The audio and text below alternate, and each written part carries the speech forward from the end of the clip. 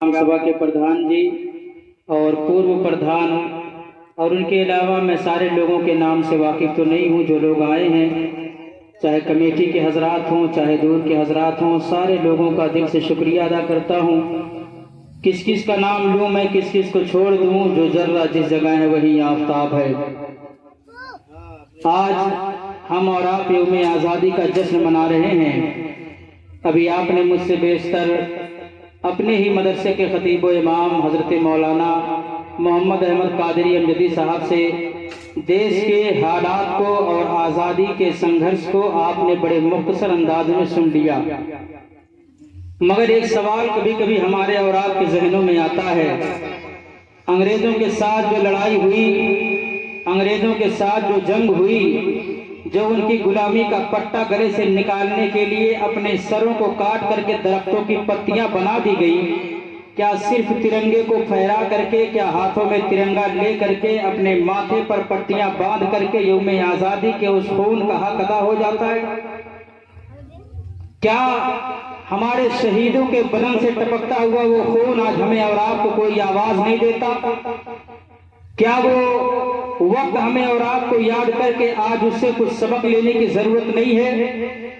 नहीं मुसलमानों, 26 जनवरी और 15 अगस्त को सिर्फ तिरंगे को ऊपर कर लेने का नाम आज़ादी नहीं है, बल्कि हमें चाहिए कि हम हर वक्त ऐसा काम करें कि जिससे हमारे देश का नाम ही सबसे ऊंचा होता हुआ नजर आए और हमारा तिरंगा पूरे दुनिया में सबसे ऊपर लहराता हुआ नजर आए। आखिर क्या वजह है? मानता हूं कि हिंदुस्तान में अलग अलग रिलीजियन के लोग हैं, अलग अलग कास्ट के लोग हैं, अलग अलग मज़ाहिब को मानने वाले लोग हैं। कोई वक्त होता है तो मंदिरों में घंटा हिलाने जाता है, कोई वक्त होता है तो अजान सुन करके मस्जिदों में सर झुकाने जाता है, कहीं जाता है। मगर मैं जानना चाहता हूं, ये हिंदुस्तान की तारीख जो है, ये हिंदुस्तान के ऊपर कोई धब्बा नहीं, बल्कि यही मुल्क हिंदुस्तान की खूबसूरती का सबसे बड़ा राज है, सबसे बड़ा राज है। मैं जानना चाहता हूँ आपसे, जब हमारा देश गुलामी की जंजीर में बंधा हुआ था, क्या उस वक्त हमारे देश में हिंदू नहीं थे? क्या उस वक्त हमारे देश में मुसलमान नहीं था? क्या उस वक्त हमारे देश में सिख नहीं थे? क्या हमारे देश में ईसाई नहीं थे? मगर अगर देशभक्ति का किसी को टाइटल देना है तो उन शहीदों को दो कि जिन्होंने अपने कंधे पर, हिंदू माना जाता था तो मुसलमान अपने कंधे पर लाश उठा करके हिंदू के संस्कार करता हुआ नजर आता था। अगर कोई मुसलमान मारा जाता था तो हिंदू उसके जनाजे में शरीक होता नजर आता था। ये मेरे हिंदुस्तान के खून से लिखी हुई वो खूबसूरती की तारीख है कि जिसको दुनिया देख करके भी नहीं हिला सकती।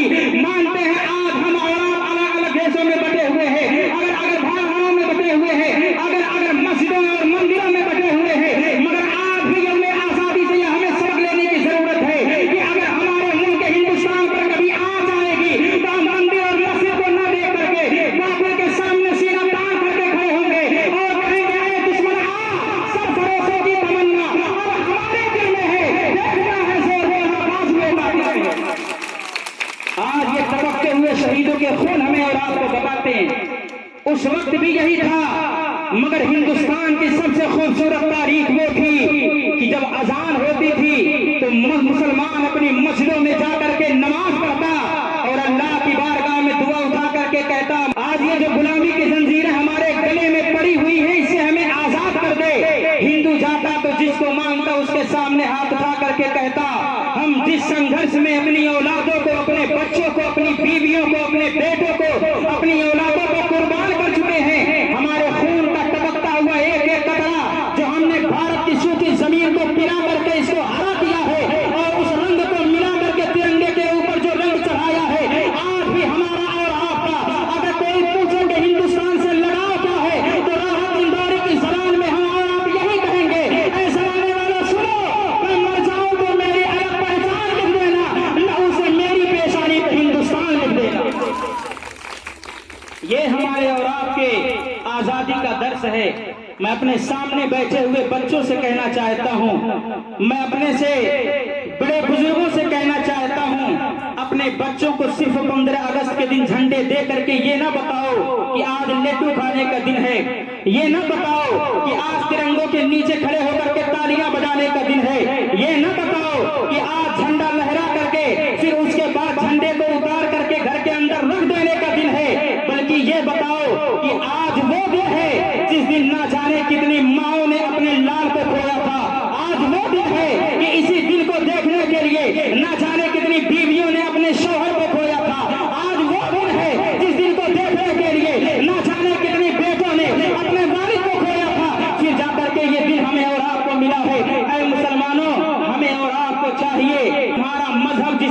कोटी देता है, जिस चीज की इजाजत देता है उसको मानते हुए रहो।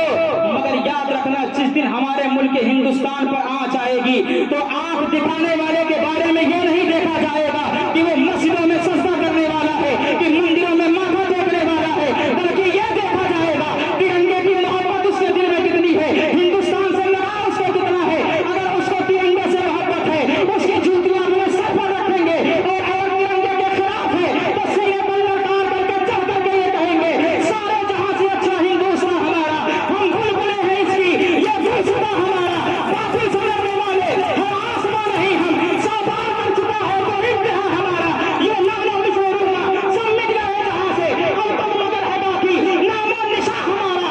आए आबरू वतन वो दिन हजार तुझको उतरा तेरे किनारे, जब कारवां हमारा तौहीद की जमानत सीनों में है हमारे, मुमकिन नहीं मिटाना नामो निशान हमारा। ये हम और आप बताते हुए नजर आएंगे कि हिंदुस्तान का वो अजीम दिन है, इसको इसलिए लोग मनाते हैं ताकि इन बच्चों को ये बताया जा सके कि ये तिरंगा जो इतनी बुलंदियों पर पहुंचा है, यूं ही पाइप में डाल करके इतने ऊपर नहीं पहुंचा।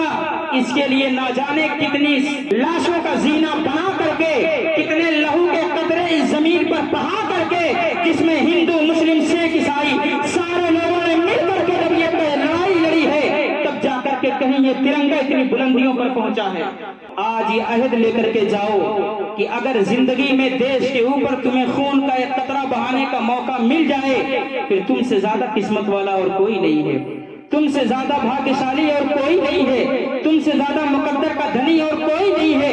ये हिंदुस्तान के खून से लिखी हुई वो तारीख है मुसलमानों कि जिसको चाह करके भी दुनिया नहीं मिटा सकती है, जिसको चाह करके भी दुनिया नहीं मिटा सकती है। मैं तो यही कहता हूँ, मिलेगी मंजिले मकसूद ये ईमान रखते हैं, हम अपनी रहनुमाई के लिए कुरान रखते हैं, वफादारी वतन से हो यही इस्लाम कहता है, हम अपने दिल के हर गोशे में हिंदुस्तान रखते हैं।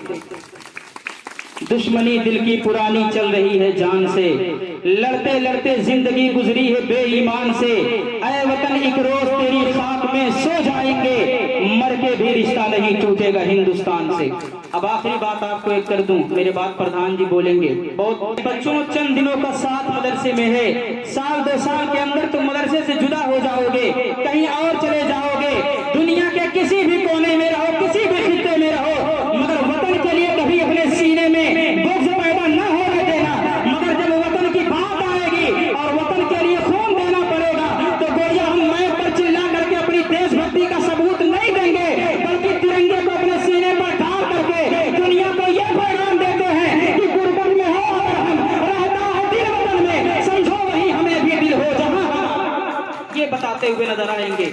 इस तरीके से चलते चलते मैं एक दुआ कर लूं, चलते चलते मैं एक दुआ करता हूँ हिंदू मुस्लिम एकता पर। आज हमारे देश का हालात क्या है, हमारे देश का हालात क्या है। शायर लिखता है, इतनी मोहब्बतों में कशिश चाहते हैं हम, इंसान के गम में दूसरा इंसान तड़प उठे, इतनी मोहब्बतों में कशिश चाहते हैं हम, इंसान के गम में दूसरा इंसान तड़प उठे, काश इतना प्यार दोनों तरफ के दिलों में हो, हिंदू का दिल दुखे तो मुसलमान तड़प उठे। अब प्रधान जी आएंगे और अपनी बातें आपके सामने करेंगे, गौर से सुनिए और बच्चों उस पर अमल कीजिए। अस्सलाम वालेकुम।